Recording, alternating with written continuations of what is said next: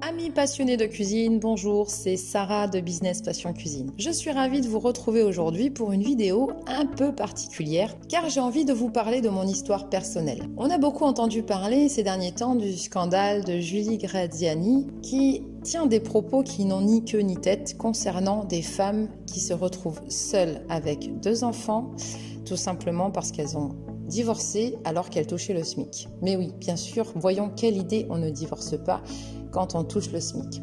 Alors ça m'a donné envie de vous raconter mon histoire. Je ne me suis jamais réellement dévoilée sur mon histoire personnelle car pour moi ça appartient au passé et parce que depuis ma vie a changé. Mais je me rends compte avec ce genre de polémique qu'il est important que je véhicule un message d'espoir car beaucoup de personnes sont aujourd'hui dans des situations de doute et je souhaite tout bêtement m'ouvrir un petit peu plus pour aider les personnes qui aujourd'hui doutent de leur capacité et qui craignent pour leur avenir. Alors c'est pas grand chose mais le fait de partager mon histoire, je me dis que certaines personnes vont peut-être se reconnaître dans ce que j'ai vécu. Cette vidéo va peut-être les aider à aller de l'avant. Donc me concernant, je suis issue d'une famille de 11 enfants aux revenus très modestes, famille d'origine maghrébine et j'ai grandi en région parisienne dans une cité du 95.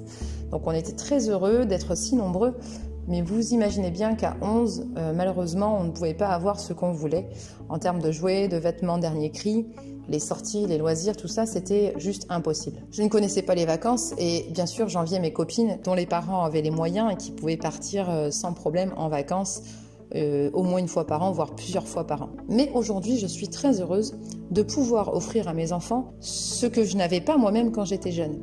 Donc je suis propriétaire d'une grande maison, mes enfants ont la chance de pouvoir partir en vacances, ils ont la chance de pouvoir prendre des cours de ski par exemple, quand j'étais jeune, la seule neige que je pouvais toucher c'était celle qui tombait sur la voiture de mon père. J'ai vécu dans cet environnement un petit peu compliqué et très modeste. J'ai vécu également dans un environnement où la femme tout simplement n'avait pas son mot à dire et le seul moyen pour moi de m'exprimer c'était l'école. Donc j'ai fait de longues études et j'ai été très studieuse car j'étais naturellement conditionnée par le fait que si je travaillais bien à l'école, comme l'explique si bien aujourd'hui Julie Graziani, mais comme surtout l'expliquaient mes parents à l'époque, j'allais avoir un avenir prometteur et un bon salaire. Et très rapidement, après mes études, j'ai décroché mon premier boulot en CDI. Je ne touchais pas le SMIC, qui était à l'époque de 970 € à peu près. Et là, je me dis en fait, en écoutant Julie Graziani, oui, elle avait raison, je ne touchais pas le SMIC et c'est grâce à mon bac plus 4. Je touchais 1090 €, donc c'est un petit peu plus que le SMIC. Bref, donc après quelques années, je me marie et j'ai 2 enfants. Et heureusement, lui, en fait, gagnait beaucoup mieux sa vie que moi. Donc jusque-là, j'avais tout bien écouté ce qu'a dit Julie. Je touchais le SMIC, j'avais 2 enfants, mais heureusement, j'étais avec quelqu'un qui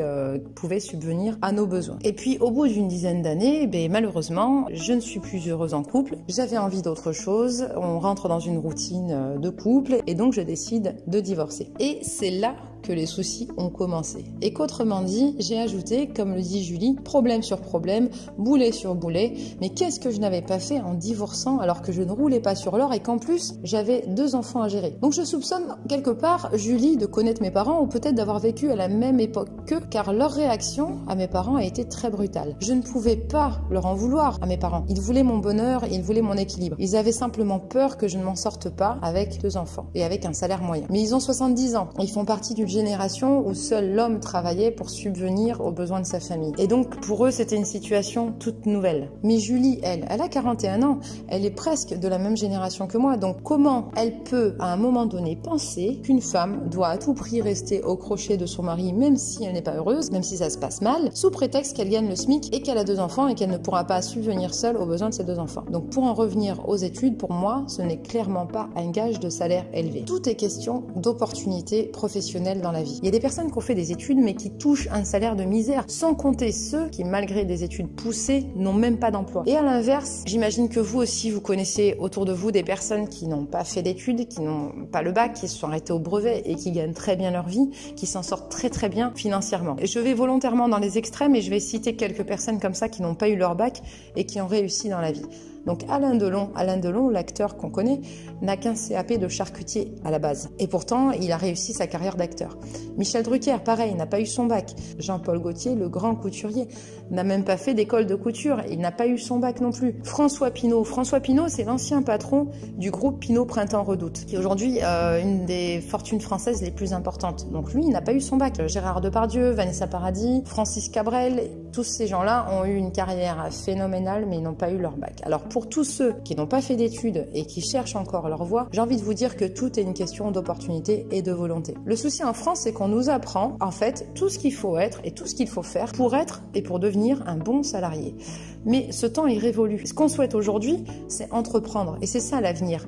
En fait, les Américains l'ont compris depuis longtemps. Nous, on l'a pas encore saisi, ça, l'entrepreneuriat. Donc comprenez en fait que l'avenir, c'est entreprendre. Pourquoi? Parce que être son propre patron pour avancer en adéquation avec nos propres valeurs, c'est ce qu'on recherche avant tout. Et non plus en adéquation avec les valeurs des autres. C'est de cette manière qu'on va pouvoir réussir dans la vie. C'est quand on avance en adéquation avec ses propres valeurs. Être son propre patron pour gérer son temps comme on le souhaite et se consacrer aux choses essentielles de la vie, à savoir notre bonheur et celui de nos proches. Donc Madame Graziani, si j'ai réussi dans la vie, c'est pas parce que j'ai bien travaillé à l'école, ni parce que j'ai été dépendante de la situation matérielle de quelqu'un d'autre, mais premièrement parce que j'ai compris que si je voulais réussir professionnellement, il fallait déjà que je sois en paix avec moi-même et heureuse seule avec mes 2 enfants, d'où l'importance de faire des choix personnels qui parfois peuvent sembler absurdes ou irraisonnables. Et deuxièmement, parce que je me suis créé l'opportunité de réussir. Alors comment je me suis créé l'opportunité de réussir? Donc j'ai puisé dans mes ressources personnelles pour comprendre quelles étaient les opportunités qui pouvaient se présenter à moi, quelles sont les portes qui s'ouvraient à moi, qu'est-ce que je savais faire de bien et quelles sont au fond de moi mes valeurs. Et donc en faisant des recherches et en questionnant des personnes autour de moi, rapidement, j'ai vite compris le point commun de base entre les personnes qui réussissaient. Et le point commun de départ entre ces personnes, c'était qu'ils étaient tous passionnés par leur métier. Pendant à peu près 6 mois, j'ai écouté des vidéos de blogueurs, de youtubeurs qui répétaient en boucle qu'ils étaient devenus ultra riches avec Internet, avec plein d'activités en ligne, etc. Donc évidemment, ça me faisait rêver et je me disais à ce moment-là que c'était utopique, que c'était des conneries. Et au fur et à mesure, je me suis dit, et si c'était vrai? Et si j'étais la seule qui n'y croyait pas? Et si j'étais la seule qui regardait en boucle ces vidéos et qui restait dans mon coin, dans ma routine quotidienne, à ne rien faire? Qu'est-ce que j'avais réellement à perdre, à part voir mes rêves s'envoler si c'était faux?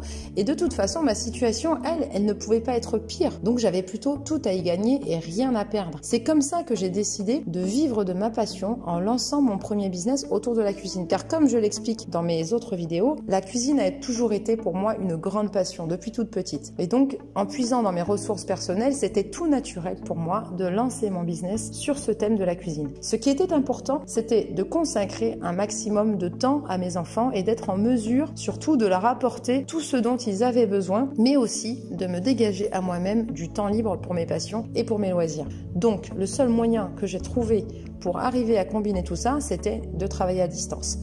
Et donc j'ai commencé par créer un blog. Je partageais tout un tas de recettes. Au départ, je publiais dès que je cuisinais quelque chose. Je cuisinais un fraisier, un couscous, des chouquettes, je publiais la recette, les ingrédients. Puis petit à petit, je me suis concentrée sur une spécialité. J'ai cherché sur internet comment je pouvais faire de la publicité sur mon blog. Et ce sont les premiers euros que j'ai gagnés. Alors c'était pas non plus phénoménal, hein. Ça a démarré à peu près à 50 euros mes premiers revenus. Mais c'était déjà pour moi un bon début. Puis au bout d'un mois, un lecteur m'a envoyé un message pour savoir si je donnais des cours de cuisine en ligne. Et a suivi un autre message d'une future mariée qui cherchait un traiteur pour gérer le repas le jour J. Et c'est là que j'ai compris qu'en fait, j'avais quelque chose à développer. Donc je me suis formée, j'ai été accompagnée par un spécialiste de la vente en ligne et aujourd'hui, je vends mes services aux particuliers mais aussi aux professionnels grâce à mon activité de traiteur.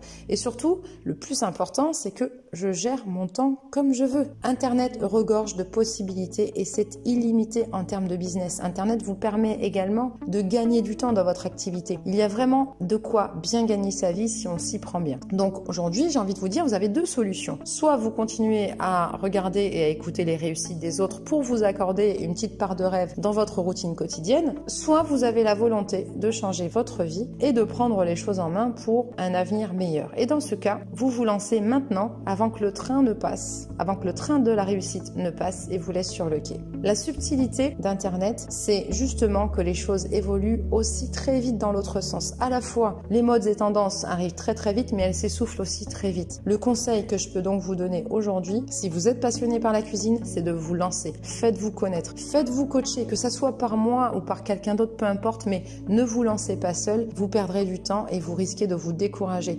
Et ça serait dommage parce que je suis sûre que vous avez du talent, je suis sûre que vous avez des capacités, alors faites-le savoir, prouvez-vous à vous-même et prouver à ceux qui ont déjà douté de vos compétences que vous êtes capable de réussir. Donc voilà, c'était mon histoire personnelle. Je vous dis à très bientôt pour de nouvelles vidéos. Et surtout, n'oubliez pas, l'argent ne fait pas le bonheur, mais le bonheur, c'est de vivre de sa passion pour la cuisine.